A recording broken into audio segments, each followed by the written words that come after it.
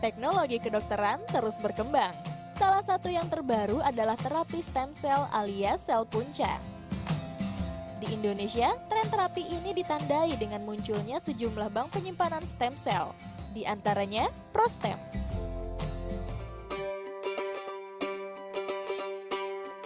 Stem cell dapat diambil dari sumsum tulang belakang, darah tepi, dan tali pusat. Namun bank ini lebih banyak menyimpan stem cell dari darah tali pusat bayi yang baru lahir. Saat pengambilan stem cell, sang ibu harus sehat dan tidak terinfeksi penyakit. Pasien dipersyaratkan untuk tidak mengidap penyakit, ya, infectious disease. Ya, tentu kita dilakukan pemeriksaan laboratorium. Dan setelah pasien tersebut nanti bebas dari penyakit infeksius tadi, langsung proses pengambilan darah tali pusatnya. Gitu. Stem cell yang akan disimpan kemudian dibawa ke laboratorium, disterilkan, diproses, kemudian disimpan dalam tabung nitrogen cair dengan suhu minus 196 derajat Celcius.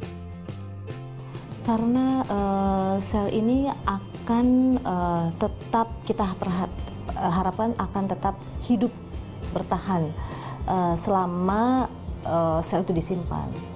Karena apabila sel itu disimpan di bawah atau lebih tinggi suhunya, yaitu 130 misalnya 120, sel tersebut akan mati. Stem cell digunakan untuk meregenerasi sel dalam tubuh, sehingga dapat memulihkan dan menumbuhkan kembali sel-sel yang rusak atau mati. Stem cell dapat menyembuhkan puluhan penyakit, antara lain leukemia, thalassemia, dan kanker.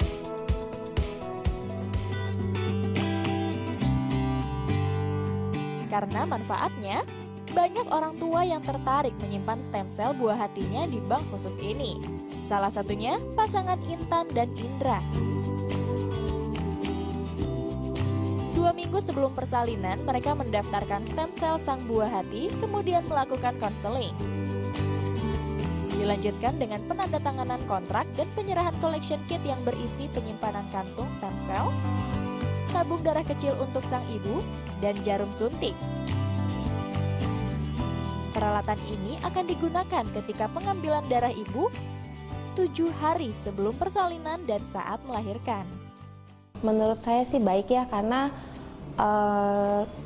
kalau dilihat dari kegunaannya setelah saya mendapat penjelasan, ada beberapa penyakit darah gitu ya, terutama yang agak sulit penyembuhannya itu bisa dibantu dengan adanya stem cell ini. Biaya awal untuk menyimpan stem cell dari darah tali pusat sekitar Rp12.500.000. Kemudian pelanggan hanya dikenakan biaya pemeliharaan sebesar Rp1.700.000 per tahun. Tim Liputan melaporkan untuk NET. Membahas lebih banyak tentang stem cell ataupun kita membicarakan tentang ProStem nanti sudah bergabung dengan kita di pagi hari ini. Selamat pagi, ini adalah Direktur dari ProStem, Ibu Dr. Cynthia R. Sartika. Selamat pagi, Ibu Cynthia. Ibu Cynthia. Bu Cynthia aja ya kita panggilnya ya. Bu Cynthia, tadi kalau misalnya kita sudah melihat tayangan tadi, udah dibahas sebentar ya tentang ProStem, stem cell dan sebagainya. Kalau misalnya kita ulas lebih dalam lagi dan dengan bahasa lebih awam lagi, stem cell itu sebenarnya apa sih? Betul. Kalau katanya orang mengatakan bahwa stem cell itu sel ajaib, itu sel ajaib gitu ya. Karena sel ini mempunyai kemampuan dapat meregenerasi atau dapat memperbaiki sel-sel yang rusak. Jadi itu sangat menjanjikan karena banyak beberapa penyakit karena terjadinya kerusakan dari sel atau gangguan akibat sel yang mengalami kerusakan. Nih, jadi stem cell itu dapat memperbaiki jaringan atau sel-sel yang rusak. Misalnya jadi kalau stem cell itu untuk manfaat di badannya, jadi untuk apa Bu? Penyembuhan penyakit kah? Betul, untuk penyembuhan penyakit.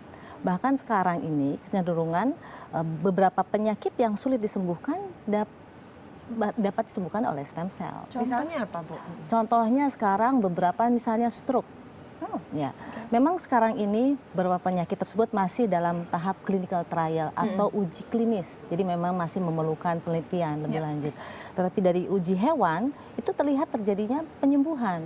Kita ketahui ya kalau orang-orang stroke sudah tidak bisa bergerak, kemudian mengalami ketidakmampuan untuk berbicara bahkan. Nah, dengan adanya stem cell ini diharapkan dia dapat memperbaiki sel otak yang mengalami kerusakan. Menjanjikan sekali ya. Iya, tapi seberapa akurat Bu stem cell ini bisa menyembuhkan si penyakit-penyakit itu? Nah, seberapa akuratnya itulah yang harus dibuktikan untuk di manusia. Karena sampai saat ini dalam masa clinical trial dan di dalam clinical trial itu sudah terlihat adanya menjanjikan untuk terjadinya perubahan. Jadi bukannya dia hanya menjadikan organ itu berfungsi, tetapi betul-betul dia menggantikan sel-sel itu yang mengalami kerusakan. Seperti halnya misalnya ibu mengalami luka. Luka kita kenal kalau memang akhirnya darah berhenti tertutup gitu ya. Kemudian kita tahu bahwa terjadinya keloid. Ya, itu betul memang terjadi penyembuhan tetapi tidak sempurna penyembuhannya. Kalau sel ini, stem cell ini dia mampu untuk memperbaiki atau sel-sel mengalami kerusakan. Memperbaiki si keloid tadi juga bisa. Jadi sehingga penyembuhannya sempurna gitu Bu. Penyembuhannya sempurna. Oke. Gitu. Nah, kalau kita tadi Ibu sudah membicarakan begitu banyak tentang si stem cell ini. Kenapa kayaknya untuk di masyarakat itu sendiri ya Zia tidak terlalu banyak orang yang mengetahui tentang belum kenal ya? Iya, kenapa? Apakah memang sosialisasinya kurang kah atau bagaimana? Dan ternyata sejak kapan sih sebenarnya stem cell ini sudah ada dan dibumingkan? Stem cell sebetulnya memang harus kita akui bahwa stem cell ini pemanfaatannya atau kemampuan ini memang baru-baru ini diketahui. Kita ketahui bahwa juga pemenang Nobel tahun 2012, tahun 58 dari John Gordon itu sebetulnya sudah diketahui itu stem cell. Awalnya kita ketahui pernah mendengar nggak domba Dolly? Nah, itu sebetulnya konsepnya juga dari stem cell. Betul.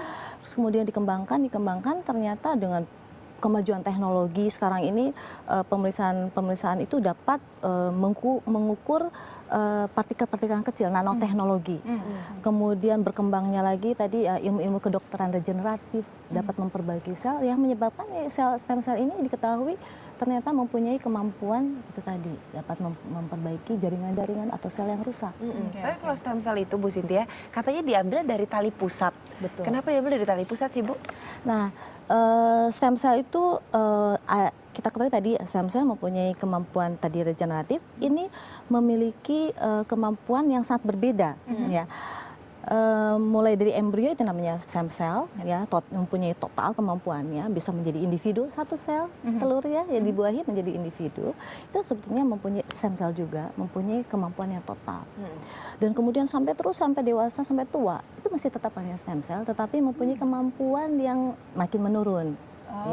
Tadi satu sel itu bisa jadi hidung, bisa jadi mata, jaringan dan lain-lain.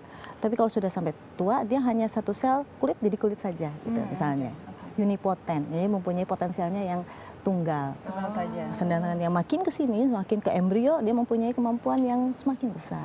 Nah, kemudian kenapa darah tali pusat? Itulah salah satunya. Dan sebetulnya embrio yang kita harapkan, tapi embrio ini banyak sekali mempunyai kontradiktif ya di isu di masyarakat agama mengatakan merusak calon bayi. Oleh karena itu diambil kira-kira stem cell mana yang paling muda yang mempunyai potensi yang masih mendekati lah ya seperti itu.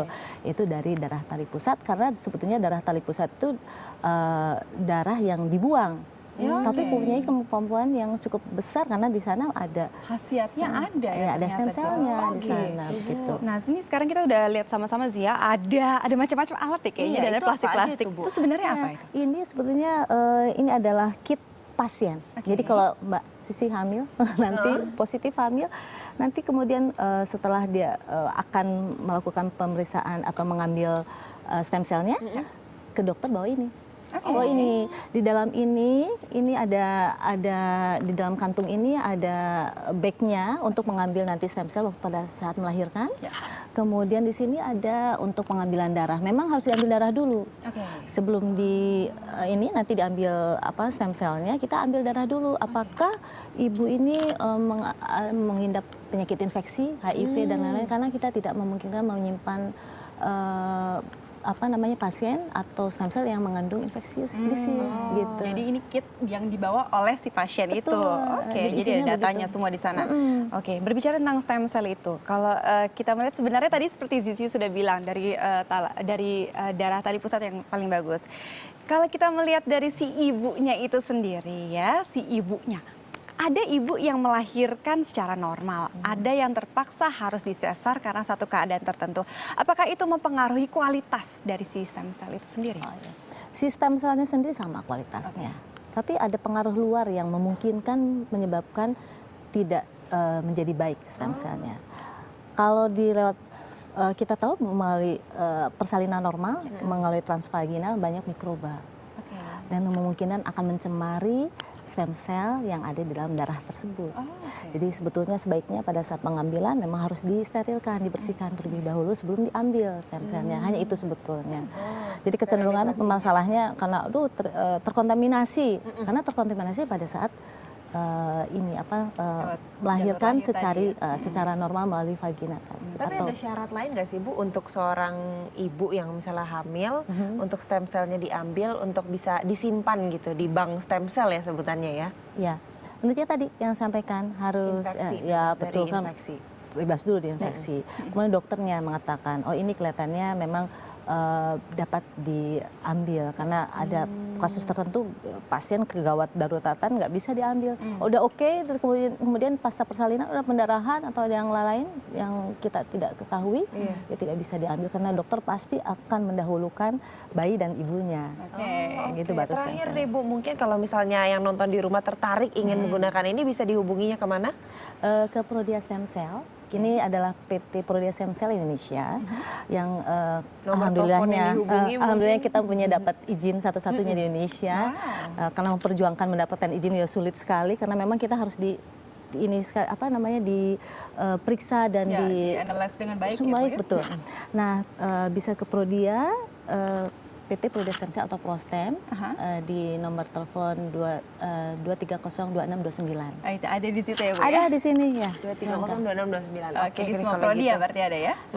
Bukan di semua Prodia, tapi memang ini anak perusahaan dari Prodia. PT Prodia. Oke, terima kasih banyak Ibu Cynthia sharingnya pagi-pagi ini. Terima kasih banyak.